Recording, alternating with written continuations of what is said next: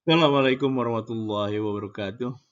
Alhamdulillah, kita jumpa lagi dalam mata kuliah Metode Penelitian Manajemen dan Bisnis pada program studi manajemen Sekolah Pasca Sarjana Universitas Muhammadiyah Profesor Dr. Hamka.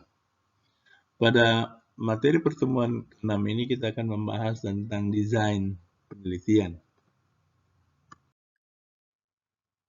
Pada tesis Prodi MM, bab 3 itu akan terdiri dari tujuan penelitian, tempat dan waktu penelitian, objek penelitian, tempat dan waktu penelitian itu objek penelitian. Kemudian desain penelitian, metode penelitian, lalu bicara soal populasi dan sampel, kemudian instrumen penelitian, teknik pengumpulan data, teknik analisis data, dan hipotesis penelitian. Itu bab 3 ya. Dan saya akan bahas di sini 3 yang saya kasih bold ini, tujuan penelitian, tempat penelitian, dan desain penelitian. Sedangkan populasi, sampel, instrumen, teknik pengumpulan data, teknik analisis data, dan hipotesis statistik akan kita bahas kemudian. Tujuan penelitian.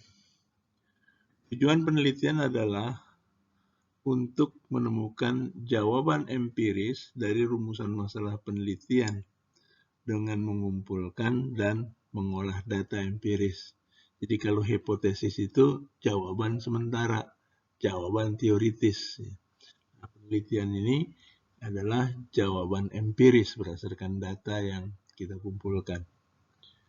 Rumusan tujuan penelitian harus didasarkan pada pertanyaan penelitian atau rumusan masalah penelitian.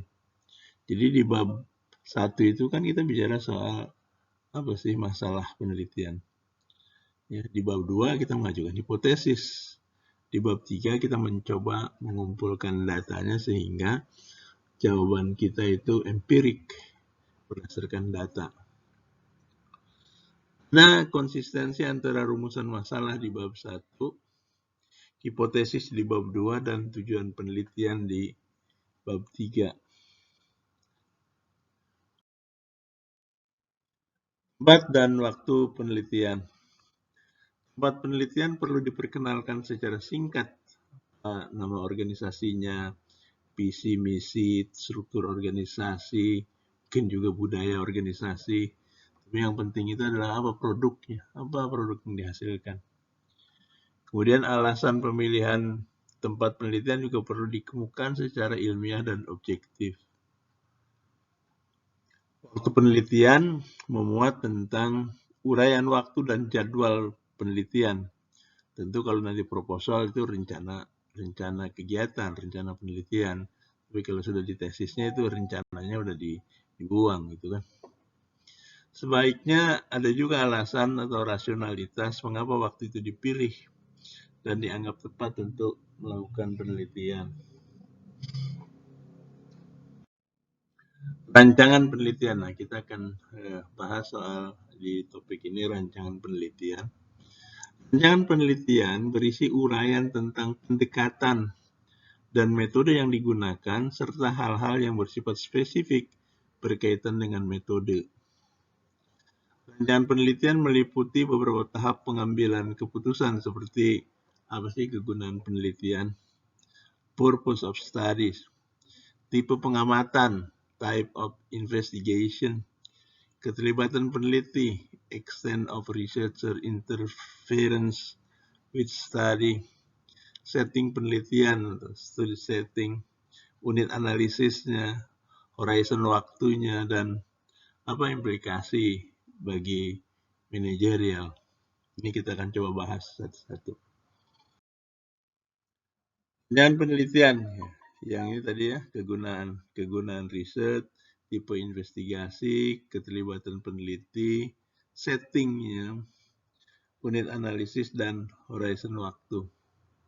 Yang lain-lain kita akan bahas kemudian seperti ukuran dan pengukuran yang terkait dengan instrumen, rancangan sampel, populasi dan sampel, kemudian pengumpulan data dan analisis data.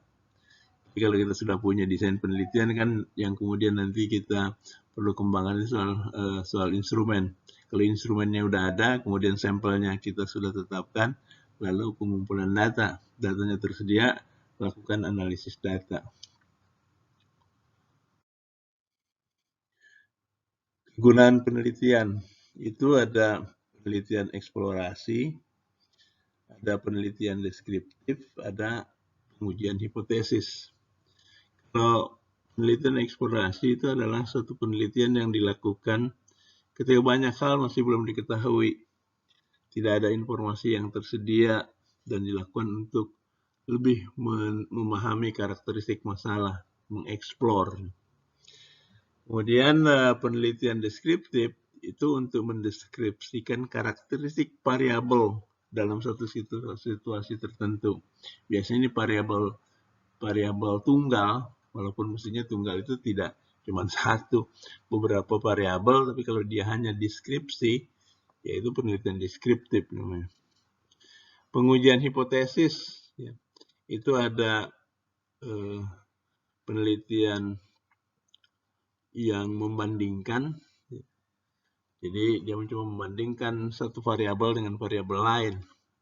Itu biasa kita pakai statistik uji beda. Ada korelasional, ini mengkorelasikan satu variabel dengan variabel lain. Itu ujinya uji korelasi.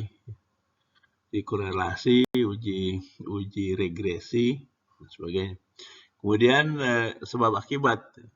Sebab akibat itu uji regresi, kausalitas.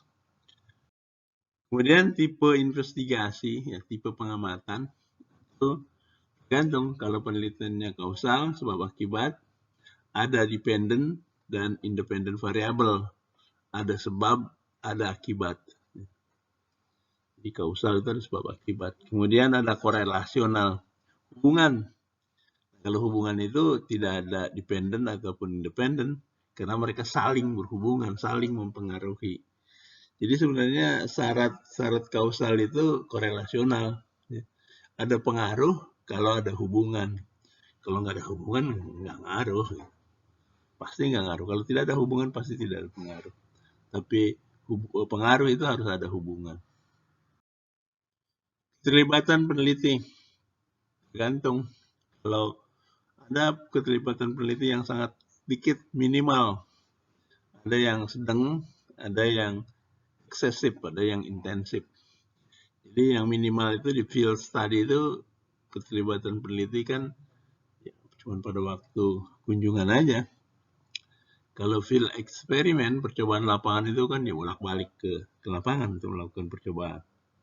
Itu agak sedang-sedang lah keterlibatan. Tapi yang eksesif, yang sangat intensif itu di lab. Penelitian lab itu luar biasa eksesif. Jadi keterlibatan peneliti bisa minimal, moderate, dan eksesif. Kemudian setting penelitian itu. Ada studi lapangan, ada percobaan lapangan, dan ada percobaan laboratorium. Ini setting penelitian. Jadi kita bisa tadi keterlibatan dikaitkan dengan setting. Pada studi lapangan, pengujian berbagai faktor pada kondisi alamiah, di mana kegiatan berlangsung secara normal, dan keterlibatan peneliti minimal. Ya. Kalau di percobaan lapangan, riset yang dilakukan untuk menetapkan hubungan sebab akibat, cause and effect relationship, di mana ada keterlibatan peneliti, tetapi berlangsung dalam kondisi natural. Kemudian percobaan laboratorium itu, dengan setting percobaan laboratorium itu, riset yang mengeksploitasi hubungan sebab akibat tidak hanya dalam lingkungan yang terkendali, tetapi juga dalam kondisi buatan. Unit analisis, nah ini unit analisis ini bisa individual. Kalau mau meneliti soal kepemimpinan kepala negara, misalnya, itu pasti individual. Kemudian bisa juga sifat pasangan, pasangan, kelompok, atau divisi, departemen. Industri, ya, industri artinya terdiri dari beberapa perusahaan kan itu. Kemudian negara atau daerah, ini udah spasial, udah agak-agak makro ini kalau negara atau daerah. Horizon waktu ada one shot atau cross section, ada yang longitudinal atau time series. Yang cross section itu adalah suatu penelitian yang menggunakan data yang diambil pada periode yang sama, waktunya sama, dari beberapa sumber yang sejenis. Tapi kan kalau sejenis kan berarti berbeda, dari beberapa perusahaan, dari beberapa lembaga, dari beberapa negara, dari beberapa daerah, dari beberapa individu yang berbeda. Sedangkan yang time series atau longitudinal itu adalah satu penelitian yang dilakukan terhadap satu individual, satu entiti, satu organisasi, sebuah perusahaan, sebuah kota, sebuah negara, pada berbagai periode waktu tertentu. Jadi waktunya yang beda. Entitinya satu. Misalnya berdasarkan data harian, mingguan, bulanan, atau tahunan. Ini yang sering yang dipakai itu cross section dan time series. Yang terakhir ini dengan implikasi manajerial. Pengetahuan tentang rancangan penelitian akan membantu manajer memahami apa yang akan dilakukan oleh peneliti. Manajer juga akan memahami mengapa laporan seringkali menggunakan analisis yang berbasiskan data sampel. Kenapa nggak seluruh? Ada alasan. Satu keuntungan utama dalam memahami perbedaan antara kausal dan korelasional itu jelas tadi. Kausal itu ada sebabnya, ada akibatnya. Sedang korelasional kita nggak tahu karena dia saling berhubungan. Ya mestinya ada yang mulai duluan juga sih hubungan. Tapi kalau ketika sudah terjadi saling hubungan itu jadi tidak jelas mana yang jadi sebab, mana yang akibat. Pengetahuan tentang rancangan penelitian secara detail akan membantu manajer untuk mempelajari dan mengomentari sebuah proposal penelitian. Nah, itu kegunaannya. Aplikasi desain penelitian bagi manajerial. Saya kira itu ya intinya soal desain penelitian. Dan di temuan 6 ini ada tugas yang Anda harus kerjakan, yaitu terkait dengan tujuan penelitian.